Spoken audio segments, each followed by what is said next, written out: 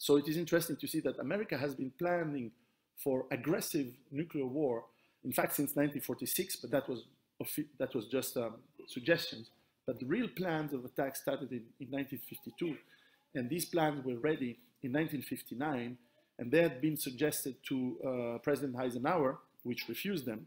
And in 1962, the same general, Curtis LeMay, in fact, his name, proposed them to President Kennedy to destroy Russia. But if I tell you the plans, just as a, it's not really funny, but to give you an idea, I think they planned for something like 7,000 nuclear warheads to be sent on Russia, China, and Eastern Europe. Moscow alone would receive 180 nuclear warheads. So this is an extermination attempt. This is not just winning a war. It's completely leveling and destroying every single person who would inhabit Russia and completely take it out of the world.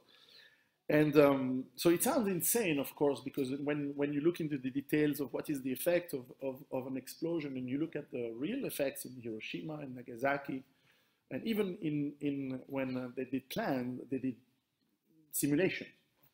The effects of the blast, the fire, the radiation is quite huge. It's not a complete total death of everything, but very near that. So this was quite crazy, in fact. But they were serious about it. They put military power and the forces of America at full speed to be able to deliver this in the 50s and 60s.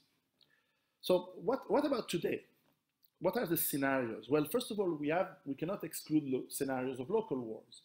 And in today's world, well, clearly there is still tension between India and Pakistan, but I think it's unlikely, because this is a typical case where you have two countries which have the means to completely destroy the other. So why would you do it? This makes no sense. So probably, if they are sane and if they are logic, this will not happen. Another scenario is what the media has put forward in the last few years of Iran and Israel. I don't believe it, because Israel face no threats from Iran, and they know it. It's just media and propaganda, but in reality, Israel is not threatened by Iran. So I don't believe that Israel would strike Iran, at least not with nuclear weapons. Israel has a policy of, they call this the Samson option, which means that if they are threatened with invasion and they would lose an invasion, which is completely unlikely today because they have such overwhelming military power today, well, in that scenario, they would use their nuclear warheads to destroy all of their enemies. And I don't know if that includes me, I don't know, but I fear that it does. So 400 nuclear warheads is enough to destroy quite a lot of the world. But I think it's a bit unlikely. Why would Israel and Iran go on a war like that? It makes no sense. The third local scenario is North Korea and South Korea, but none of them has anything to gain with anything more than boasting that they have weapons and making a lot of money with the sanctions and black market that goes around it. So I think it's unlikely.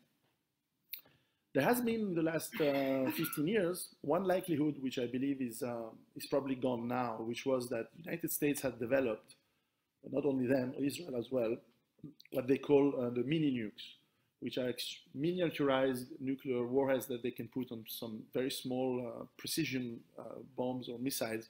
Well, you know how American precision bombs and missiles are. Well, roughly, these were to be used to destroy a factory or an underground research center or a bunker of command and control. So these things were considered to be used in Iraq against Saddam Hussein. They were considered to be used against the nuclear research of Iran. And they were strongly suggested in the 2000s, from 2003 to 2010, there was the possibility that the United States would launch such an attack. But today it's out of the question, because in fact, I believe that the scenario that we talked, that Sheikh Imran Hussein talked earlier, is more probable, unfortunately.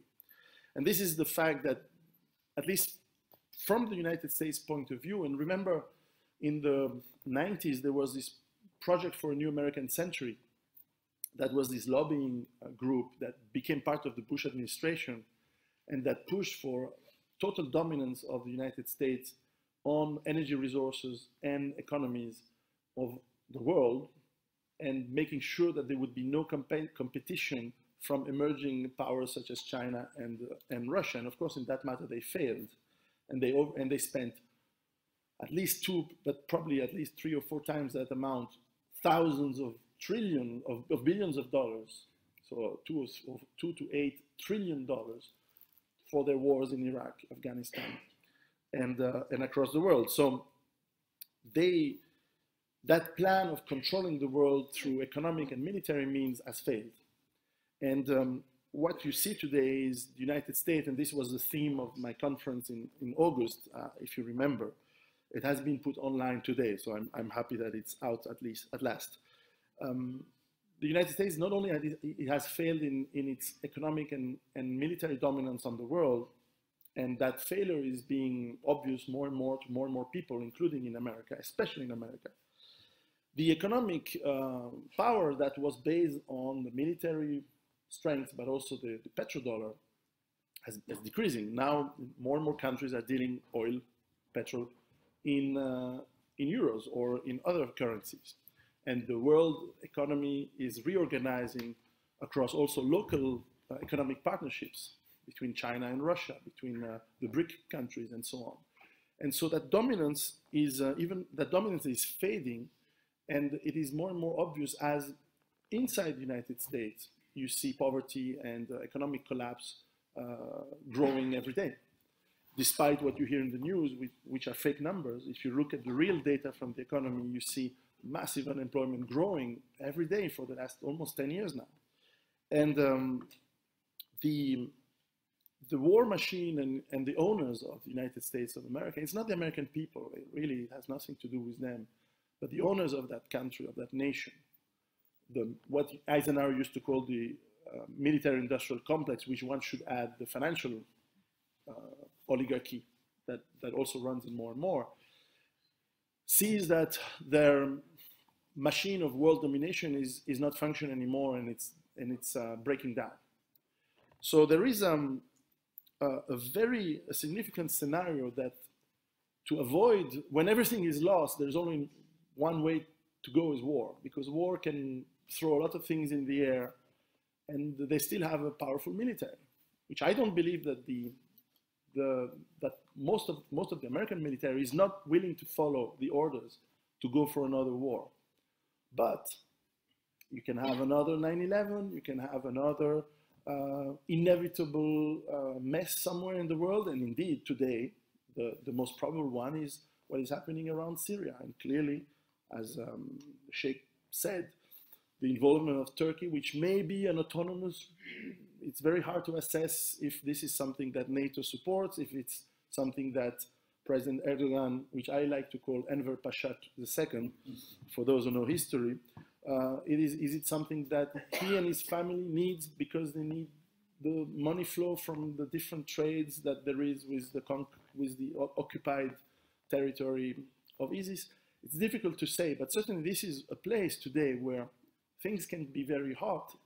And when you have a lot of moving parts from many countries, you have NATO, you have the legal Syrian government army, you have different terrorist groups supported by different countries, you have Turkey, you have Iran, you have all these, and Russia, of course, all these powers with powerful weapons in a very small part of land.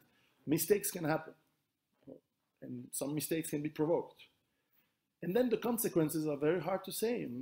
Maybe Turkey sends planes to bomb forces inside Syria, and maybe Russians shoot down some of Turkish planes, and then Turkey closes down the Bosphorus so that ships from Russia cannot supply its bases in Syria. And then what? It's very hard to say. I do not know the future, but certainly there are scenarios very likely that can go very, very far. And again, the rulers, the owners of the United States may basically think, how about we reboot everything? And when I look at the scenarios of the 1950s, the arrogance was that if we completely exterminate our enemies before they can act, then we are the only ones standing, which is a completely insane approach considering the power of nuclear weapons. And I should add that with nuclear weapons, you have also bacteriological warfare. Okay, chemical warfare is not likely in that kind of scenarios, but certainly bacteriological warfare is. And Russia and the United States still have very, very advanced and powerful biological weapons that could be released as well. So, or by mistake, which is also a possibility. So certainly, we have to watch very, very carefully what's happening today in Syria and in that region, because the possibility that this escalates to, again, that scenario, which is completely crazy, which could come to say, well, we're losing our military power, we're losing our economy, let's launch the missiles and let's destroy Russia and China. And so then, by default, we are the only ones left standing. At least this is what the leaders of the United States maybe think.